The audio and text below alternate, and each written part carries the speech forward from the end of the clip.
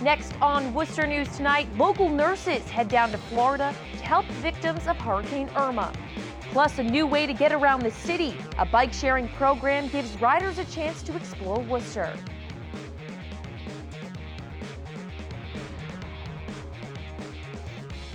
Good evening and thanks for joining us. I'm Anna Botari.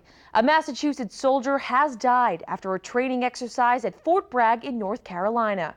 The U.S. Army identifies him as 32-year-old Dunstable native Staff Sergeant Alexander Delita. The cause of his death is under investigation, but the Army says it happened during a training exercise involving demolitions. 7 other soldiers were injured. Delita was a highly decorated soldier who joined the Army in 2006.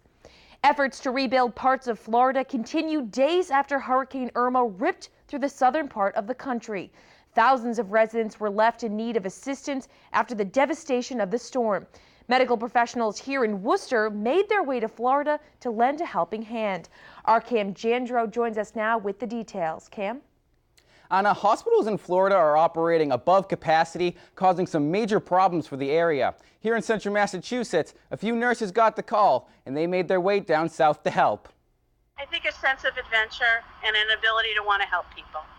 It's the motivation of one central Massachusetts nurse who's helping recovery efforts in Florida. Dawn Passmore works in the intensive care unit at St. Vincent Hospital in Worcester. She was recruited to assist patients following the devastation of Hurricane Irma. We were notified Tuesday, asked to be available in 24 to 48 hours. They called us the following morning and said, can you fly out that day? So we came down yesterday evening. According to the hospital, 130 employees volunteered to fly to Florida and assist sister hospitals. St. Vincent is sending 10 people after assessing patient needs following the hurricane. CEO Jeffrey Welch says he's proud of the hospital and staff for the sacrifices they're making. It says a lot about St. Vincent Hospital and their willingness to go above and beyond for patients, and no matter where they are. Nurses from St. Vincent Hospital will be treating residents of Florida for the next 5 to 10 days. Chief Operating Officer Ava Collins says the nurses will be facing great challenges. You know, post-relief, there's a lot of cleanup, and families and communities are trying to get their houses back in order. And sometimes, you know, there are incidents in which they need care. Passmore says volunteering allows fellow nurses in Florida to focus on rebuilding their lives outside of work.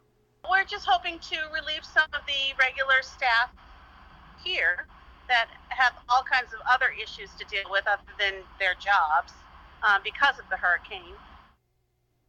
Now, Passmore says she expects to be in Florida until about Monday. The hospital says they will send as many employees as needed until the damage from Hurricane Irma is under control.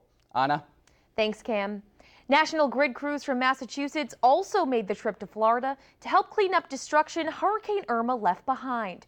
Tim Lokes, who works for National Grid out of Worcester, says they got a call Monday saying 20 crews from New England would be sent south.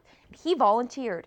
He says, when we're dealing with blizzards here, others are always deployed to assist, adding helping out is just part of the job.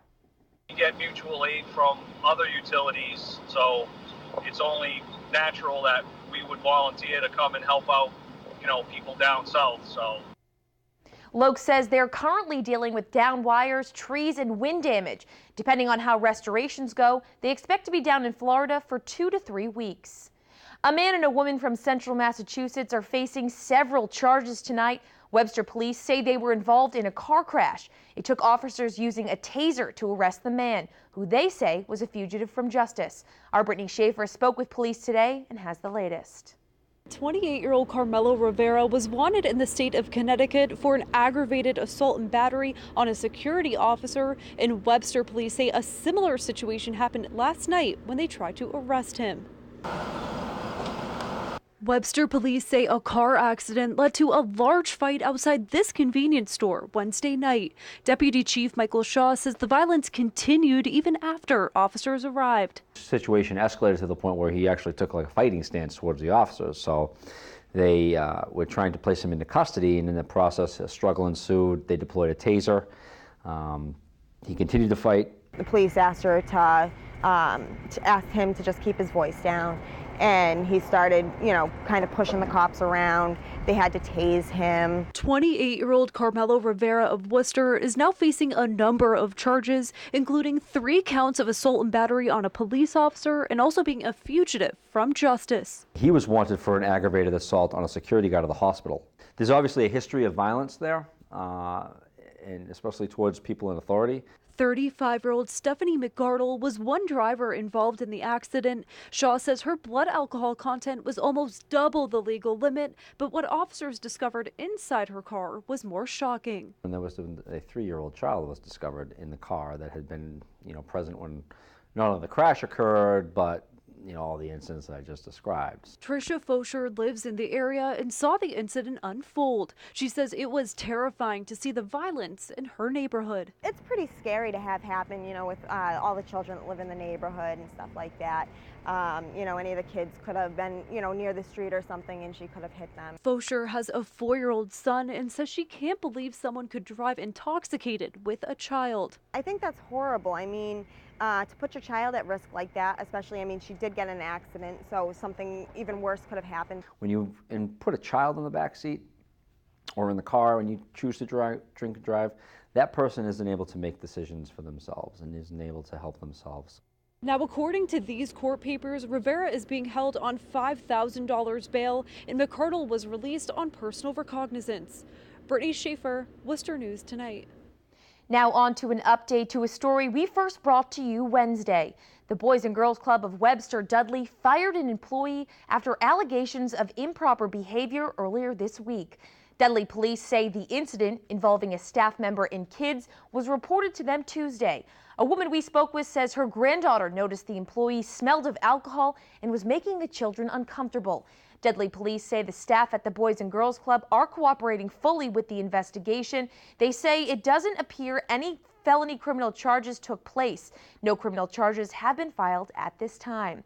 Well, 18 mayors across Massachusetts have sent a letter to the state transportation department asking for them to put together a plan to fast-track bringing electric buses into cities and towns. Worcester Mayor Joe Petty was one of the mayors to sign the letter addressed to Stephanie Pollock, Secretary and Chief Executive Officer of the State Department of Transportation. He says Worcester already has a good track record being a green city, most recently adding LED lighting into public schools and city buildings. The city already has a few electric buses in its fleet, and Petty supports going all electric in the future. I think technology as it improves is something we should be looking at going further. By 2020 or 2030, technology should be even better than what it is today. Petty says if the funding is there, he plans to eventually have 100% of the buses in the city electric. The city of Worcester kicking off its bike sharing program Thursday. Worcester is one of only 2 cities in the country working with OFO, the world's largest bike sharing platform. As our Rosalind Flaherty explains, the bikes are hooked up to a phone app, making it easy for anyone.